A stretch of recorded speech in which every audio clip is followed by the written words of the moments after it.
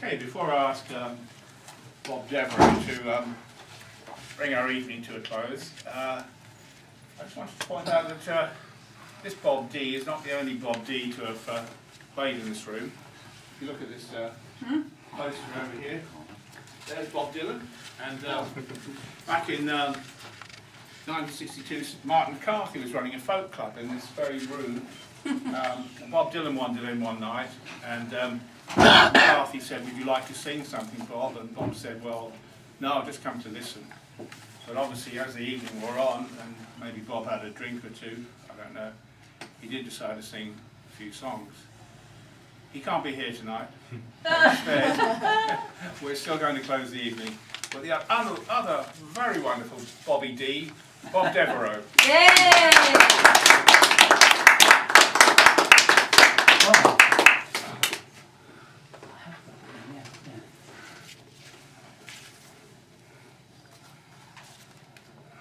Yes, Waiting for Snow.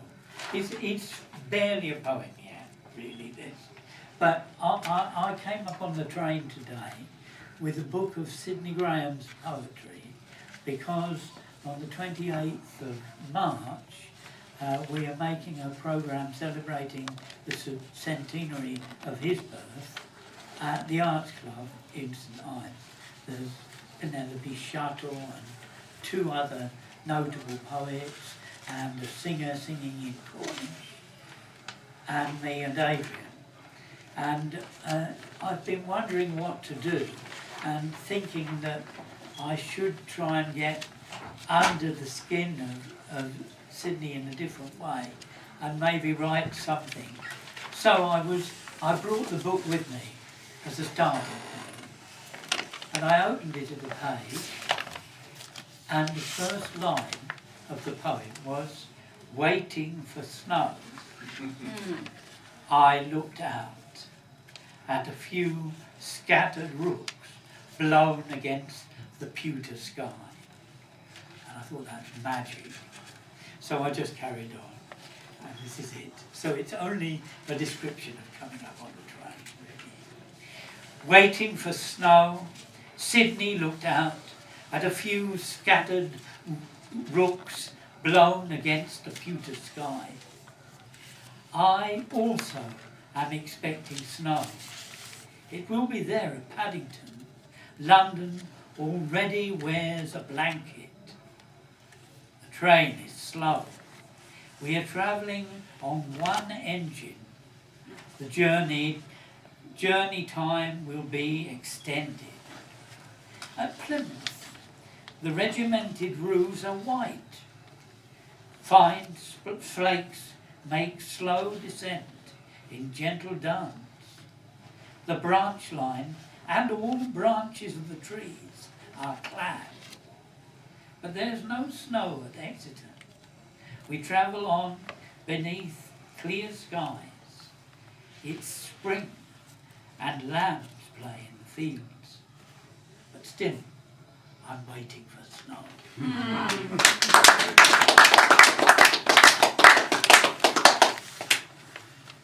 These flowers in this vase turn to the sun. Though cut, they live for light. They writhe clockwise. The struggling spiral contortionists writhe silent. The pale stalks, blind gropers after goodness in tap-water worlds. Some droop, mourning their severed roots.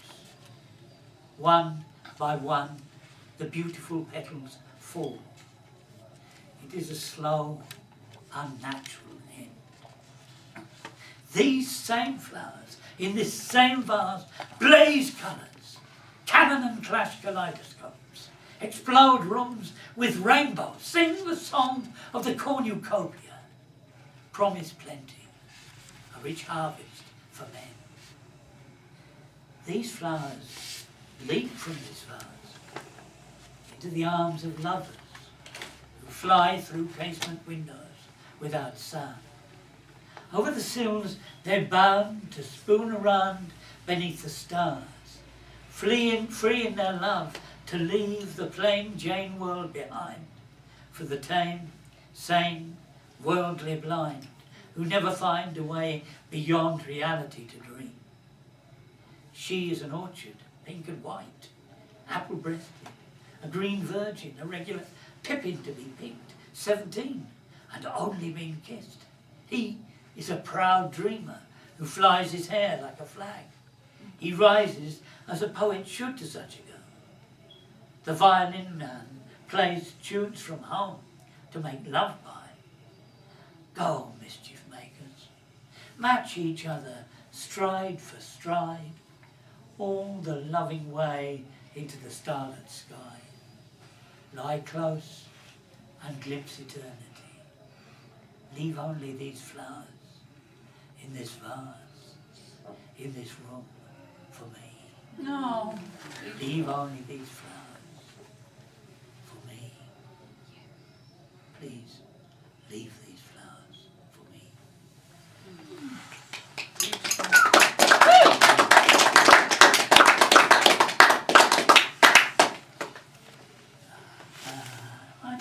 I think I'm going to do Seascape. I think I will. I know you, so many of you know it, but I think I will. So this was written for Christopher Brown, composer, commissioned by Brian Smart, and it was the very first thing that I wrote for a composer, really, and it celebrates a painter, Paul A. Smart. Here it goes. Here, in the full light of the sun, facing the great Atlantic Ocean, an artist prepares to paint, evading all quaint, romantic notions of his father's generation. He needs no red sails, no white whales, no weepers at green windows, no sad-eyed maids in widow's weeds, only his easel and his paints and the restless sea. Consider a wave as it moves towards the shore. The falling water imprisons air, a surge of foam, and then it is no more. All at sea, all at sea, all at sea, consider me, oh consider me, dragged by a yellowing moon from low tide to high tide, driven by winds, ridden by men, but I will be free. All her percussion comes rushing in whiteness, gulls' cries, salt spray, the flashing tails of fishes, each charging wave skies heavenwards on impact, a surging Pegasus of flying spray, held briefly in rainbows. Where is the feeling in you that helps you know the way it is to be the ocean? Every small wave that breaks will not wait for you to fix its form. This is reality. I am restless. I am ever changing. I am no lady. I leave my lace petticoats in tatters on the shore. Some dancing days I've been as loving as the town hall. I've made gentle drums of all the boat bottoms in the bay, and the bigger boys have come running to play. Oh, they were never shy with me, for I was brazen, and they were bold then, as they somersaulted and vaulted, all naked and golden and unashamed, knowing they did no harm. And then they came, leaping and laughing, into my waiting arms. And later, much later, as the sun settled over that western horizon, all the girls of the town came, parachuting down from Smeaton's pier in their cotton shifts and petticoats to float like jellyfish amongst the mackerel boats, and the boys ran for cover over the pinking sand, marvellously modest, hiding themselves with their hands, too young to be lovers, too young to be seen by the green-eyed girls. But they were never shy with me.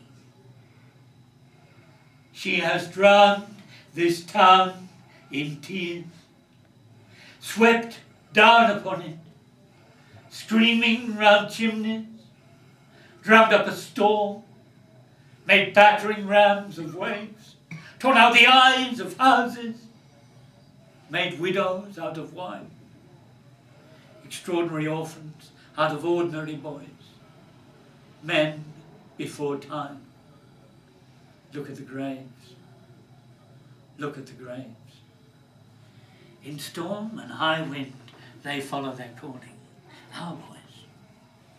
And how many men have been drowned? How many boats have gone down? All lost in the trumpeting sea, lost with all hands. Where are the crew of the Mystery? Lost, lost for eternity. Where is poor James? Drowned in his thigh boots. Face up he floated amongst the bladder wrack, with the green weed in his hair, and all his lifespan floating before him. Only 20 years, and all his lover's tears, and all his mother's tears won't bring him back, will not bring him back. And the little boat Butterfly, tacking out to sea, she was a pretty craft. Where was she found? Gone aground, and all her crew drowned. Every man Jack, every man Jack.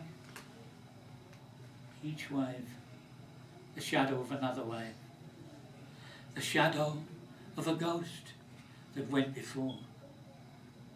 Each wave, the shadow of another wave.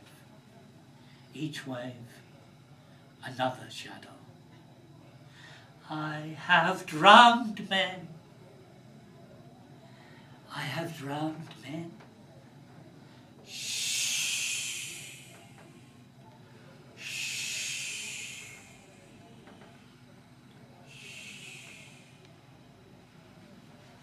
Yeah.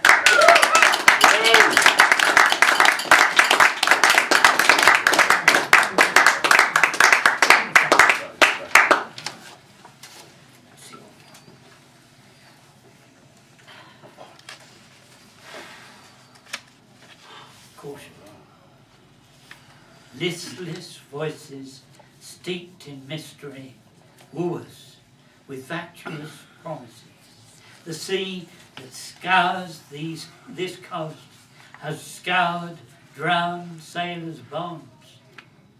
Pristine swathes of filigree lisp in procession to the shore. A whispered wash of silent song, an endless sibilance of murmuring that ebbs and flows and haunts our waking days to undermine existence in this place. A hissing assonance of nothingness whose soothing hush would cradle us to sleep. A winding sheet to wrap around our dreams.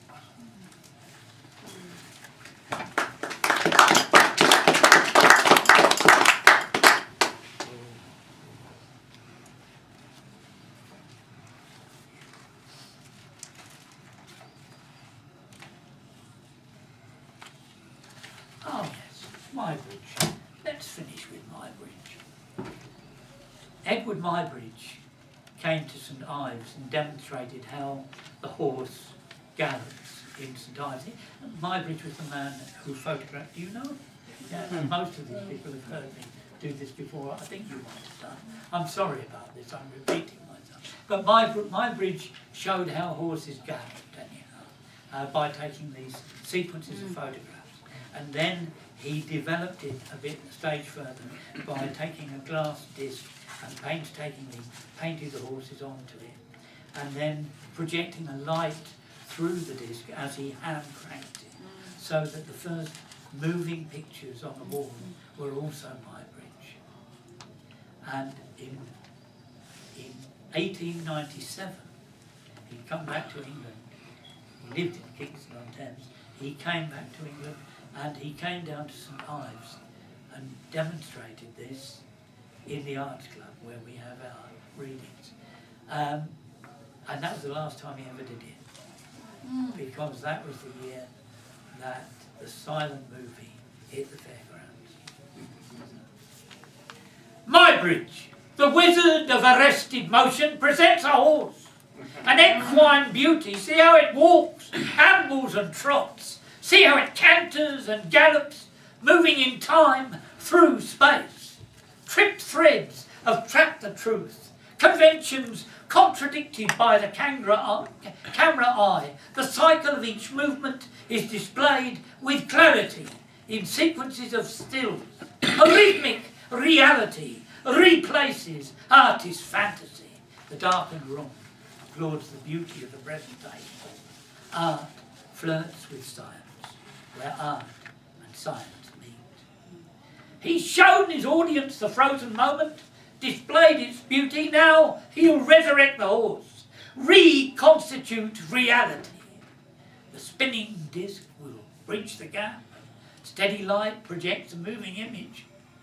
The horse is back galloping again, but on the spot, pinned like a moth. There is no forward movement. It moves in time, but cannot traverse space.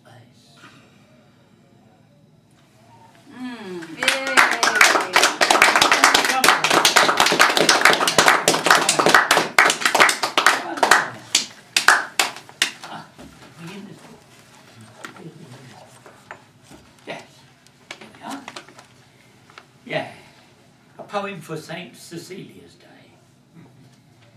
Imagine a mountain where every work of composition ever written finds a place. So many centuries of musical endeavour, so many dreams of past composers, lost on the slopes, lost in the avalanche of changing. The snow of paper, the blinding snow of paper.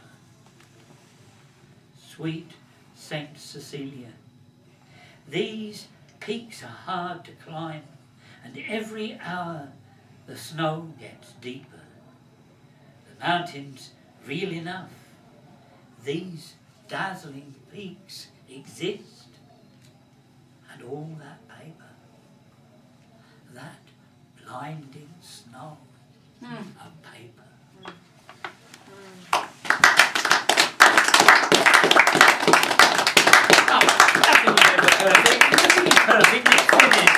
Nothing is ever finished. If a thing is finished, it's dead. Nothing is ever dead. If a thing is dead, its many parts continue in other forms. Everything is constantly changing. Change is the only constant thing in life.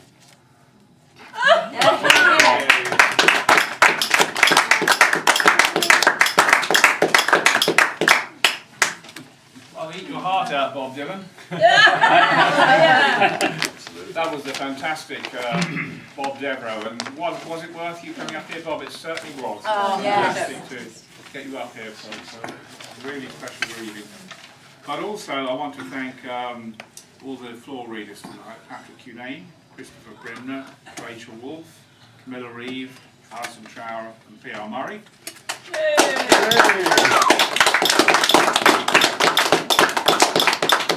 Another real Cornish presence, Sue Johns. Yeah.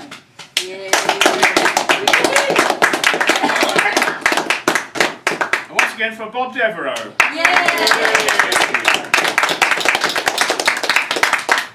So that's the end of our evening tonight.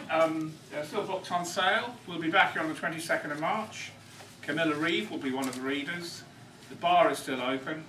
Bring your drinks up here if you want to talk and, do whatever you want to do after the show. But thank you very much indeed for coming out on a night like tonight. It's really been great to be able to have a show that felt as though it was, there were people taking it in.